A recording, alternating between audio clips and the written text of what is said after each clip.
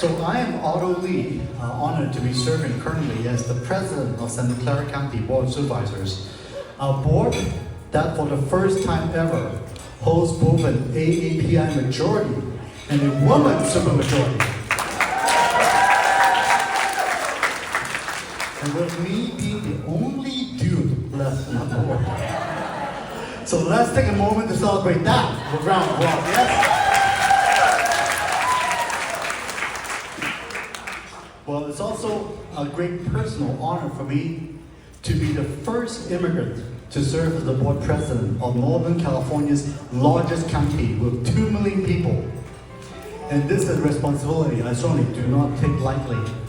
Santa Clara County is home of 15 cities and towns, including the heart of Silicon Valley. It is a global innovation hub where over 100 languages are spoken, representing every corner of Asia. So receiving this recognition today is a tremendous honor, but it's not mine alone. It belongs to my family. I'll introduce them, Sally. And my daughter, Aubrey, Hillary, and Rashida, and Stella. And so many of my friends and my colleagues, and many of whom are here today. And this award is truly a reflection of our collective journey together. While I believe it's important we celebrate our stories and successes, we must also recognize that we are living through turbulent times. So back in March, some of you were there during our State of the County address. I shared 4 guiding principles: caution, hope, gratitude, and kindness. And those words feel even more relevant today. We're in a fragile moment, but also a moment full of possibilities. Santa Clara County must continue to be a beacon of courage, of compassion, and of civic leadership. But not just for our county or for California, but for the nation and even the world globally. We can always predict what's coming, but we must be ready. The readiness comes from staying engaged, showing up like you're here tonight, doing the work, and never ever giving up. Right? Yes. So let me share a bit about where I came from. So as Michael said, just like him, I was born in Hong Kong and immigrated to the United States at the age of 15 with my parents and my younger sister. We opened the restaurants. Of course, it's a Chinese restaurants, but with half Thai actually. So my cooking is actually a bit better than average. And as an ESL student, my SAT scores were, well, let's just say very lopsided. My math score almost doubled my verbal score, okay? And I remember having an English teacher in high school who once told me, you know, Otto, some people are really good at math, some people are really good at music, and some people are really good at languages. I guess you're a math person.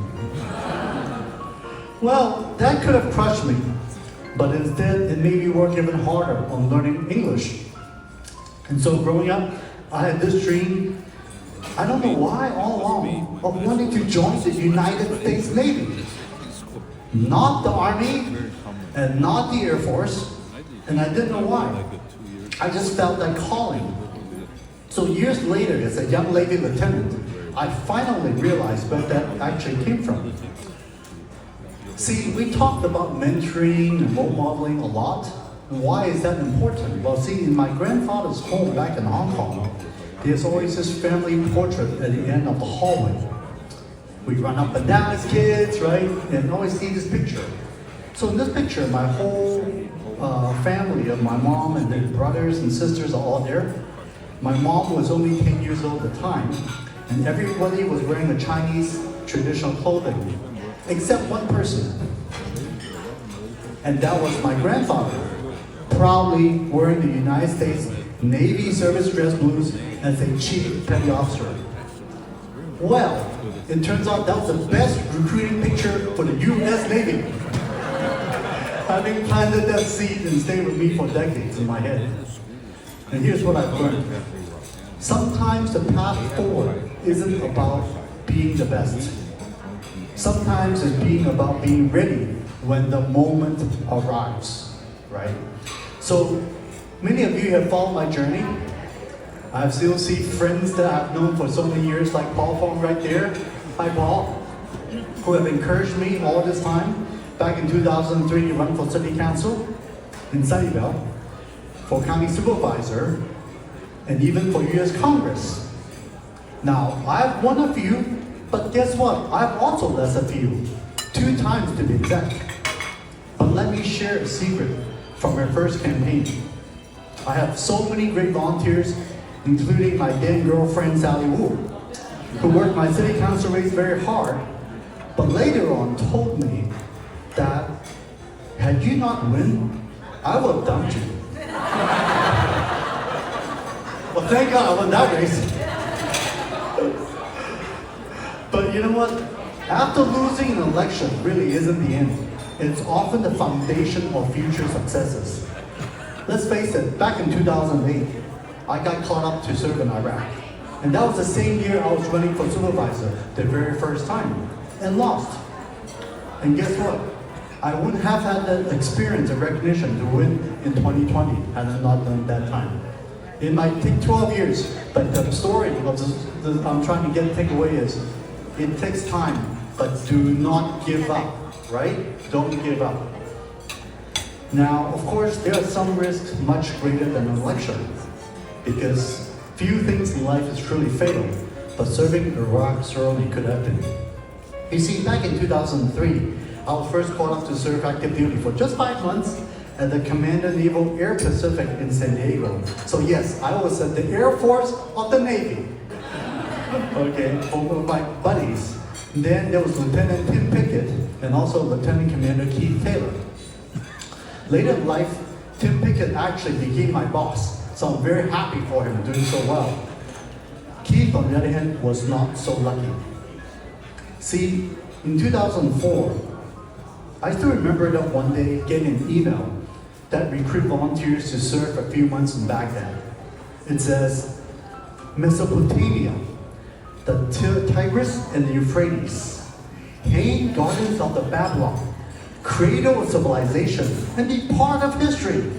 Doesn't that all sound so great? Well, back then, see, things were fairly calm initially in Iraq, and it would have been a great experience, I thought. So I remember sharing that email with my wife, Sally. I went to take a shower, and then later, as I came back, she deleted that email. And I still remember yelling, "Hey honey, why did you delete my email?"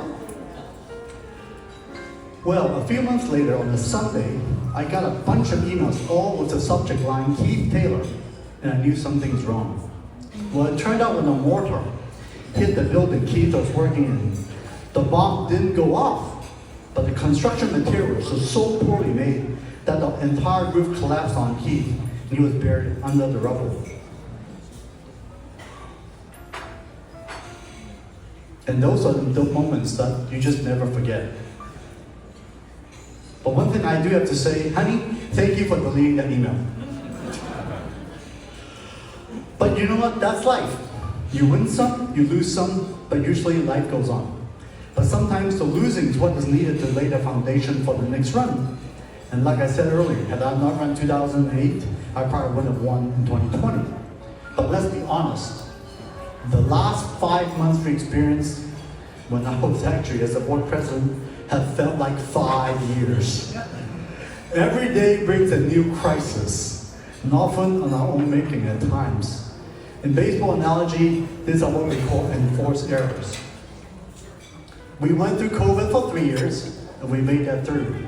But then after that, with the new presidency, it's different, very different. And even just this morning, the Supreme Court's decision. Have you heard about that? Yeah. It's alarming. I mean, they even cast doubt on birthright citizenship. That when you're born in the United States, you are a citizen of the United States, right? This is something that's been protected since 1898, the Wong Kim Ark decision. And that's been 150 years. So this is truly personal to me because I am an immigrant, but I'm also a naturalized citizen and I'm as American as anyone. Go back to where you came from and I'll proudly say, sure, I'm headed back to Sunnyvale. And remember that. Because we must reject fear, we must reject this type of cruelty. Because when ICE comes for the immigrants, we know that it's not just an attack on one group, it's an attack on all of us. On due process and the Constitution, we must stand together. And I use another analogy. You know about NATO Article 5? What does that say? It says that when one is being attacked, you're attacking on everybody.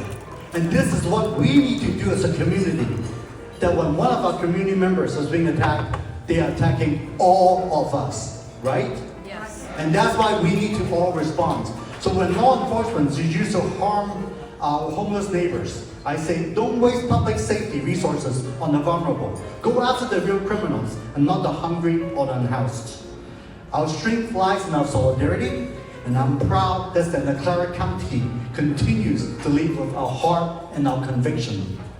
So, as a close, I ask you to hold on to the most important thing, of course, is hope. In our democracy, as we said, we win some and we lose some. It hurts when justice feels out of reach. But we must stay in the fight and play the long game. We have 1.5 years left in my term as a county president, while the other guys still have 2 more of that. But let's keep showing up. Let's keep filing those lawsuits. And let's keep using our voices and our votes to protect our democracy. Were you out there on the Northeast States? Remember how that looked like? Because that's what democracy looks like. Because clarity doesn't come before action. It comes from action. So by stepping up, helping others, and being of service, we become ready for whatever comes next. So do your best to stay prepared and find time to rest, to forgive, and more importantly, to be there for each other. And finally, I just want to say thank you again from the bottom of my heart for this recognition. And I accept in the spirit of shared purpose and community, and I dedicate it to all of you. Thank you so much.